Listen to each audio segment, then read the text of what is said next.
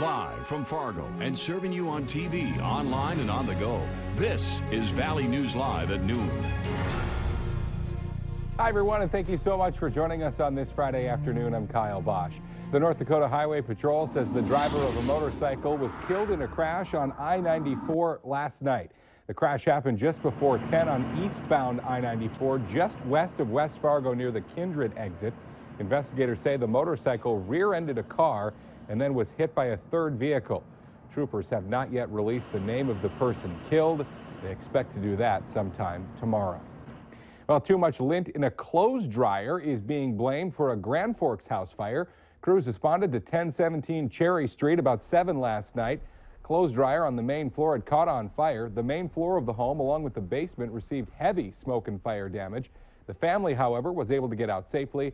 They're now being helped out by the Red Cross. Grand Forks police likely saved a man's life last night. Officers were called to the Kennedy Bridge on Gateway Drive just after 9 for a man standing on the bridge railing. Police say the man told them he wanted to jump off. However, officers talked with him for about a half an hour, and the man eventually agreed to step off the railing and get help.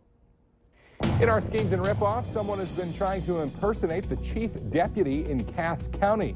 The sheriff's office says it's received multiple reports from people saying that they got phone calls allegedly from Chief Deputy Rick Majerus.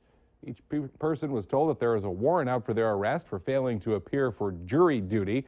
The calls originated from 2 phone numbers. We've got them on your screen, but neither of those is associated with the sheriff's office.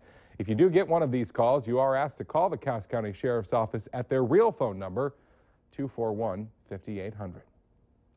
A local 14-year-old boy is driving a new set of wheels, but it's not just any car. Make-A-Wish helped restore a 1974 Trans Am to grant a teen his dream come true. The car used to belong to Eli Koppenhaver's great uncle, who gave it to Eli to restore. But 2 weeks later, Eli was diagnosed with cancer, and just weeks after that diagnosis, his great uncle died. That's when Make-A-Wish heard about the story, and crews quickly worked together to restore the Trans Am so Eli could have it for his driver's test. It was just unbelievable.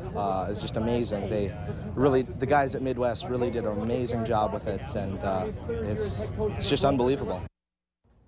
Now, Eli just got his driver's permit, so he can't quite cruise on his own just yet, but he will be taking his driver's test in just about a year.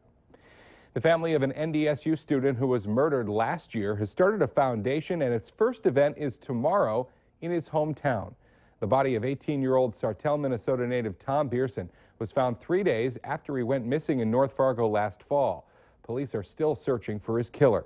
Now, Bierson's parents say they believe justice will prevail, but they also say they've stopped dwelling on the past. Now, money raised for the Tom Bierson Foundation will go to increasing awareness about on and off-campus safety and also fund college scholarships. From mini donuts to Philly cheesesteak sandwiches, you can find it all in one place this weekend. The Fargo Food Truck Festival is going on today and tomorrow from 11 to 11 at the North Dakota Horse Park in North Fargo. Now, if you go right now, or at least right after Valley News Live at noon, you do get in for free. That goes until 2 p.m. Otherwise, it's $2. You could even vote on your favorite food truck when you're there, and one of them will take home the Best of the Fest Fork Trophy. Not bad. Well, from the looks of it on our tower cam, some pretty nice weather to go out and try those food trucks today. However, this weekend could be another story.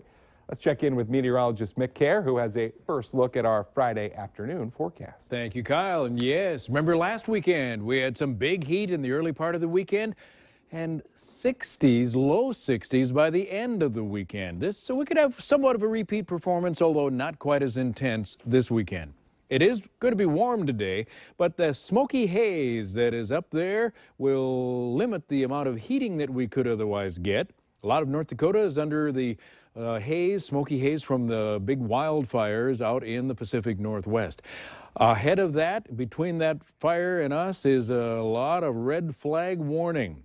Winds were gusting to 20 to 25. They've dissipated now to about just 12 to 15, but they're out of the south, bringing in a little warmth and an opportunity for some rain this weekend. Not today. 72 to 73 out there now, and again, only low to mid 80s today. Tomorrow, though, some strong thunderstorms, areas of very heavy rain. We'll show you all about that coming up here in a few minutes, Kyle. All right, Mick, we'll see you then. Construction is underway for a project that addresses one of Fargo's biggest housing needs, affordable rental options for seniors.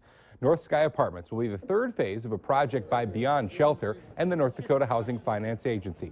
The units will be located in the Urban Plains neighborhood in South Fargo. They should be ready for move-in by next summer. A new poll reveals that President Obama's disapproval rating is on the rise. The CNN ORC poll says 51% of those surveyed disapprove of how President Obama is doing his job. That's up from 47% last month. The hike comes amid some dismal reviews for his handling of several foreign policy issues, including Iran and ISIS. The news also not that great for Republicans. 54% of those polled say they don't view the GOP in a positive light. That's up from 49% disapproval in July.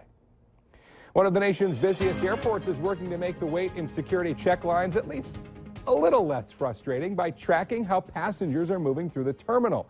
JFK International will be using a new tracking system called Blip Track. It's enabled by wireless beacons around the airport. They monitor passengers' phones anonymously, detecting those devices that have Bluetooth or Wi-Fi turned on. As they move through the airport, they record and timestamp the locations. That information then calculates more accurate wait times, which is displayed on screens for passengers. Well, coming up just a little bit later on Valley News Live at noon, the Mr. Food Test Kitchen has a meal that doesn't even require dishes to eat. But up next, Mick is back in with weather, not just to plan your Friday, but also a look ahead at your weekend.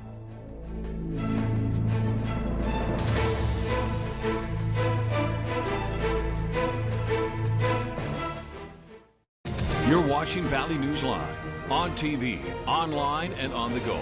Always on, wherever you are, whenever you need to know. Valley News Live.